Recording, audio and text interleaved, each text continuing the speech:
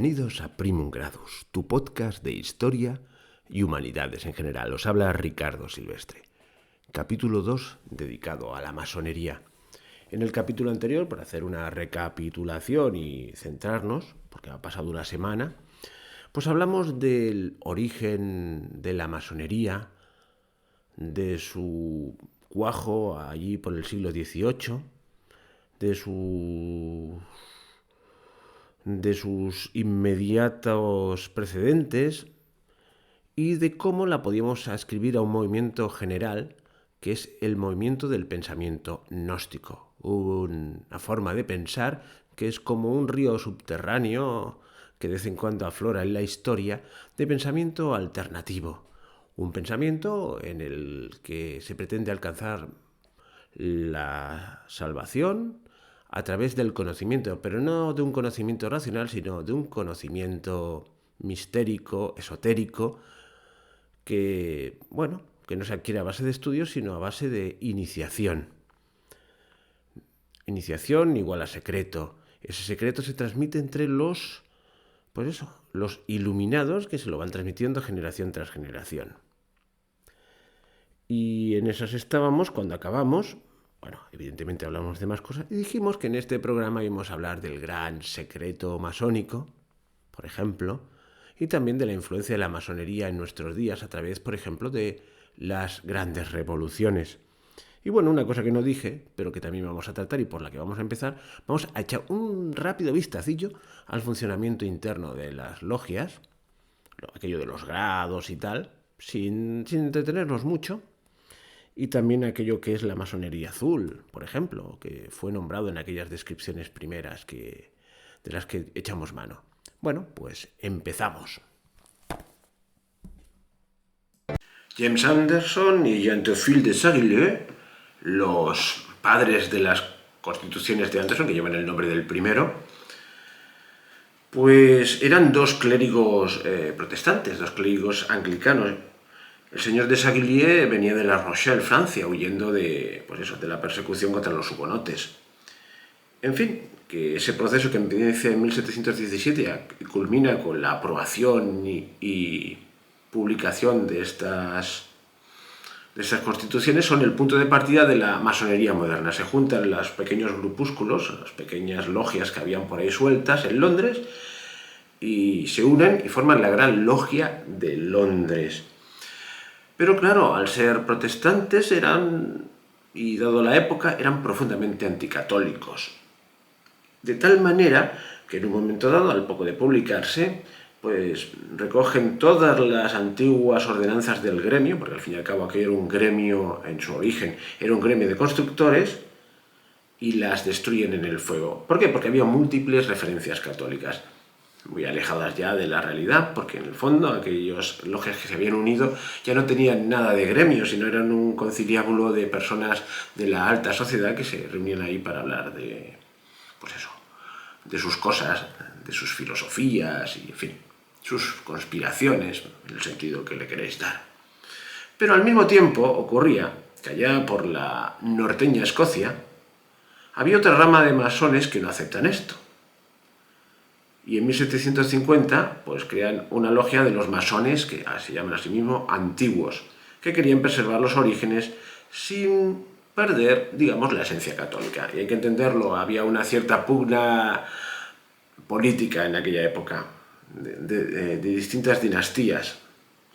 Los modernos, los protestantes, que eran los de Anderson y de Saguier, pues paradójicamente tendían pues conservar los grados iniciales, los grados antiguos, mientras que los otros empezaron a crear nuevos grados. Esta disputa inicial pues acaba en 1813 cuando pues se juntan ambas tendencias y crean la Gran Logia Unida de Inglaterra, que es la logia madre de la masonería regular. Os he dicho que en este capítulo íbamos a explicar, así a grandes rasgos, sin entretenernos mucho, cuáles son los orígenes de todos los ritos. Bueno, de todos no. Vamos a dar dos pinceladas para que nos hagamos una idea. Así ya tenemos la masonería regular que nace en Inglaterra. Pero las disputas no acaban ahí, porque en 1877 pues, llega un cisma con el Gran Oriente de Francia y se crea la masonería irregular, que tiene su sede en Francia. Yo no sé si lo dije en el primer capítulo, pero vale la pena pues, recordarlo. De manera que hoy en día las logias del mundo pues, se dividen en regulares e irregulares. Digamos que las regulares son como más conservadoras y las irregulares como más progresistas, vamos a decirlo de alguna manera. Las regulares siguen manteniendo la exclusividad solo para varones, las irregulares pues están abiertas a las mujeres. Las regulares siguen manteniendo la necesidad de una creencia, la que sea, en Dios, quiero decir la que sea, la modalidad que sea, aunque ya os digo de antemano que la masonería tiene una modalidad propia de creencia en Dios, pero en principio admiten a todo el mundo. Pero luego veremos cómo tienen, ya os adelanto, que tienen una forma propia de ver a Dios.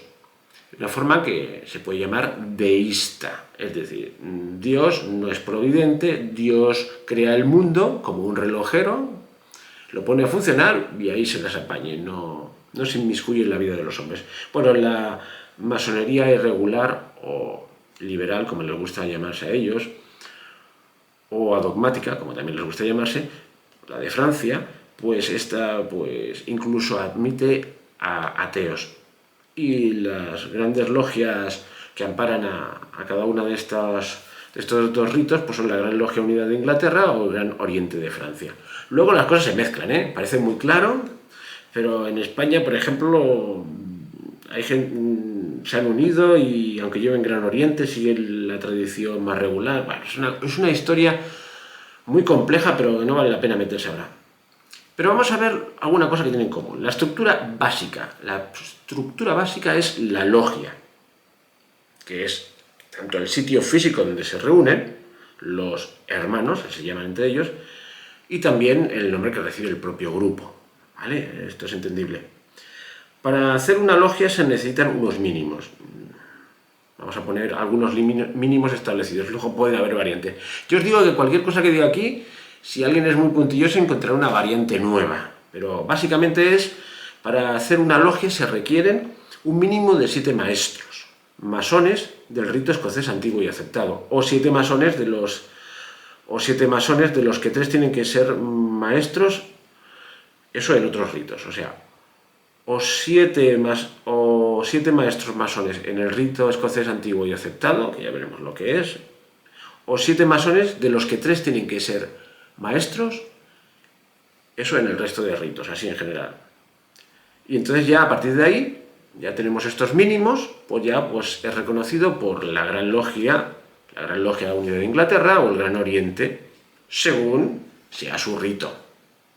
Entonces recibe una carta de patente aceptándolo como nueva logia, ¿vale? No te reúnes tú con tus amigos y dices, vamos a hacer una logia. No, tienes que presentar estos mínimos, ¿de acuerdo? Si no recibe esta carta de patente, pues es una logia salvaje, fuera del sistema, ¿de acuerdo? No está reconocida. A nivel de estructura, entonces la masonería es una federación de logias. Logias locales bajo, y así un piramidal, logias locales bajo logias provinciales. Estas, a su vez, bajo la Gran Logia de tal país y a su vez esta bajo la Gran Logia Unidad de Inglaterra. Bueno, en el caso de los orientes, pues con el Gran Oriente de Francia. Ya os digo, federal o piramidal, como preferéis llamarlas. Luego están otras cosas que llaman las fraternidades masónicas. Son logias, vamos a llamarlo así, compuestas por masones con igual profesión, intereses comunes, aunque sean de ritos diferentes. Y estas son, digamos, por así decirlo, transversales. Vamos a juntar todos los que tengamos en común el dedicarnos a la música. No sé, se me ocurre, no sé si existe una logia de esto. Al mundo del espectáculo, a la política, a lo que queráis. Son como logias paralelas, no tienen patente, pero son órganos de reunión. Son pues eso, órganos en paralelo. Luego hay otras cosas que ya vamos a llamar superlogias. que son entidades supranacionales por encima de la Gran Logia o el Gran Oriente, con personalidades preeminentes. Luego veremos algunas de estas logias más adelante. Es decir, aquí nos juntamos todos y ya somos los masones más preeminentes y hacemos una gran super logia que está por encima, digamos, porque aquí estamos los más top. Bueno, 4 pinceladas, ya os he dicho. Luego hay más matices, ¿eh? Si entráis en bueno, no entréis porque os vais a liar. De cómo lo que ha ocurrido últimamente en España, que se han fusionado logias de distintos ritos y, bueno, entre cosas curiosas, pues nos podemos volver locos. Pero yo creo que con esto ya está más que definido. Ahora vamos a ver los 3 grados, ¿no? Los 3 grados son los 33 o los 99. Bueno, hay 3 grados básicos, que vamos a verlos ahora. Bueno, pues vamos ya con los 3 grados comunes a toda masonería. Los grados simbólicos o azules. De ahí que se denomina esto masonería azul. Son aprendiz, compañero y maestro. En fin, el grado de aprendiz es el grado de iniciación. Todos los ritos tienen unos rituales muy similares de iniciación para este grado. Y es el que todo el mundo conoce. Bueno, hay pequeñas variantes entre uno y otro, pero básicamente es el mismo. Y si os entra mucha curiosidad de ver algún rito de estos, pues escenificado, y está en YouTube y ahí está. Este de secreto tiene entre poco y nada. Y básicamente comienza así, vamos a poner un caso estándar, cuando un maestro considera que un profano tiene capacidades y disposiciones para entrar en la masonería, tiene ansias de conocer la verdad, es propuesto a la asamblea, a la logia, perdón, y si lo aceptan, pues dice, venga, que haga la iniciación. Y entonces lo primero que tiene que hacer es presentarse allí, entrar en un cuarto oscuro, le da una pluma y, vale, hazte un testamento filosófico. Supongo que ahí le hacen contar por qué quiere iniciarse, cuáles son sus aspiraciones, etcétera, etcétera. Y luego ya pasa a la sala donde le ponen mangas de camisa, con la camisa rota, el pantalón remangado, y ahí ya os digo que lo podéis ver en YouTube en las distintas variantes, pues lo hacen pasar con los ojos vendados por una senda de iniciación, una senda física, que en el fondo es dar vueltas alrededor de la sala con la visión de todos los hermanos de cómo se inicia, ¿no? Y claro, cuando vas con la venda en los ojos, te pueden empiezas a dar vueltas, te pueden hacer creer que estás dando un camino muy largo. Vamos, yo creo que todo el mundo lo sabe, tampoco es un engaño muy grande, y entonces te hacen pasar por un camino de ásperas piedras, que en el fondo son piedras colocadas ahí expresamente, luego subir escalones, te acercan al fuego, notas el calor en la mano, el agua, bueno, todos estos símbolos alquímicos. Pongamos 2 piedras de futura mirada, hablaremos de la alquimia. Si te hacen las preguntas rituales de por qué quieres estar ahí, generalmente dices, porque quiero acceder a la sabiduría. Bueno, y le preguntan si está dispuesto a guardar los secretos. Y él, evidentemente, tienes que decir que estás dispuesto a guardarlos. Antes, el juramento que se hacía y los secretos que se podían guardar, etcétera, etcétera, estaban respaldados por unas terribles amenazas, ¿no? Serás asesinado, tu cabeza será cortada, etcétera, etcétera. Ya se ha suavizado esto un poquito, ¿vale? Bueno, el iniciado, el aprendiz, pues ya tiene derecho a participar en las tenidas, así se llaman las reuniones masónicas, pero no puede decir nada, tiene que aprender, para algo es un aprendiz. El siguiente grado es de compañero, y aquí ya pues, le dan los nuevos toques, los nuevos saludos y las nuevas contraseñas. Cada nuevo grado de iniciación significa un avance en el conocimiento y además se te dan los toques son esas cosas a la hora de darse la mano y tal, de pones el dedito aquí o asá, así o asá, que los muy conspiranoicos están viendo continuamente cuando están 2 personajes públicos están dando la mano, ven toques en todas partes. Yo creo que a veces exageran. Hay algunas veces que sí que son evidentes, yo también lo he de decir. Y las contraseñas.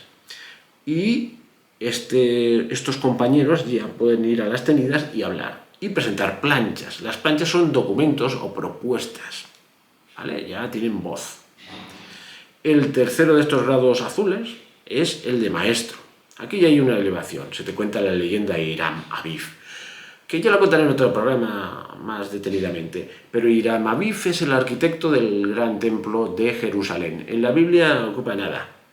Vamos, casi se le nombra de pasada. Es un personaje ni primario, ni secundario, ni terciario, ni quintario, novenario, vamos.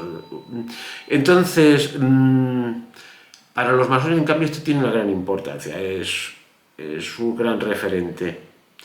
¿Y qué narra la leyenda de Hiram Abif? Pues narra como tres compañeros masones, pues traidores, pretenden sacarle el gran secreto, la palabra perdida y otros secretos, y él se resiste y acaba muerto. Pues aquí se trata de recuperar la sabiduría del maestro y resucitarlo, etcétera, etcétera. Bueno, la palabra perdida. En el rito del arco real de Inglaterra y Estados Unidos se dice que la palabra perdida es la palabra Yabulón, una palabra que es la mezcla de Yahvé, Baal y Osiris. Yahvé, el dios del Antiguo Testamento, Baal, un dios cananeo, y Osiris, un dios egipcio con ritos iniciáticos.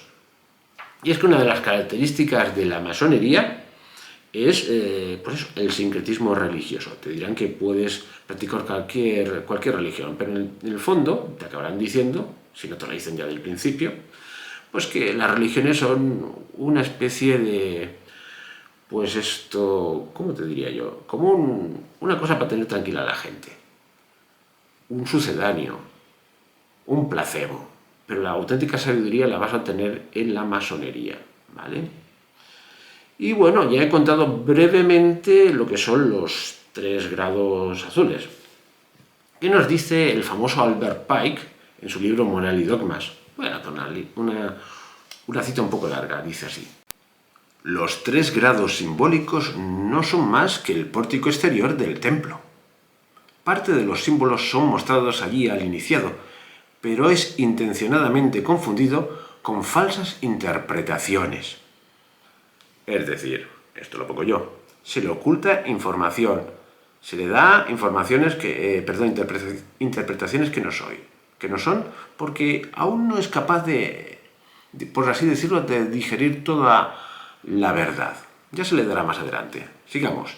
No se pretende que las comprenda. Su verdadero contenido queda reservado para los adeptos, los príncipes de la masonería.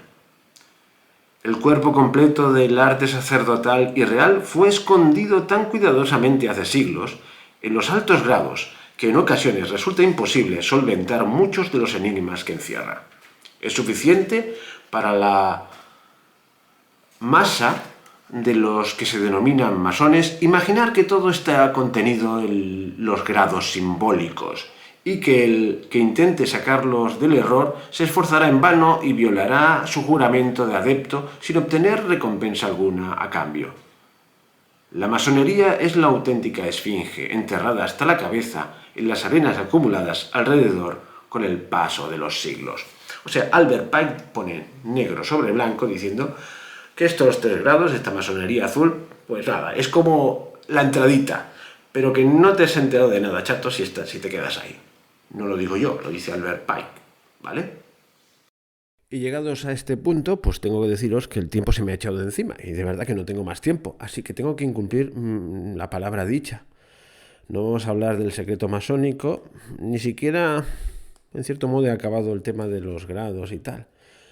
Y desde luego lo de la influencia masónica en la revolución pues queda muy, muy lejos todavía.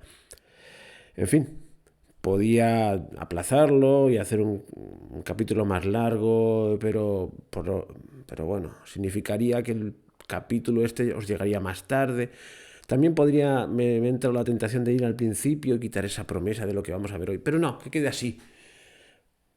Y para que veáis lo limitadito que es uno. En fin, yo voy siguiendo el esquema que tengo apuntado en mi agenda, bueno, en mi cuaderno, lo tengo todo apuntado, pero no soy capaz de medir. En fin, que sepáis que el próximo día, el próxima semana habrá otro capítulo y llegaremos donde lleguemos y ya he aprendido que no debo hacer promesas en vano, ¿vale? Próximo capítulo continuaremos lo que tengo aquí apuntado y a donde lleguemos, llegamos más o menos 20 y pico de minutos, media hora y ya está. Eso sí, os prometo que la semana que viene sí que habrá otro programa. Es que lo tengo escrito, vamos, es que es leer prácticamente, bueno, y ya está. Bueno, leer no, interpretar el esquema que tengo aquí. En fin, si os ha gustado, pues poned un me gusta y nada, que podéis dejar vuestros comentarios y voy a dar una vez más el mail, que es primungrados@gmail.com, y sobre todo el número de teléfono que conecta con el WhatsApp de Primungrado. Mira, lo estoy mirando en el móvil porque nunca me acuerdo. 644-190223. Con el más 34 delante si llamáis desde fuera de España. O sea, más 34 644 190223. Si dejáis una nota de voz ahí con vuestra sugerencia, no solo en este tema de la masonería, sino en cualquier otro, pues yo me los escucho todos y acostumbro a contestar. Y doy por supuesto que si dejáis ahí una nota de voz, en principio, salvo que digáis lo contrario, lo puedo usar en alguno de los programas que yo haga, como la voz del oyente y tal. Si decís lo contrario, no lo haré, ¿vale? En fin, y pues esto, lo dicho. Ya he aprendido que no debo prometer contenidos porque luego no soy capaz de ver hasta dónde llegan mis notas. Bueno, hasta la próxima.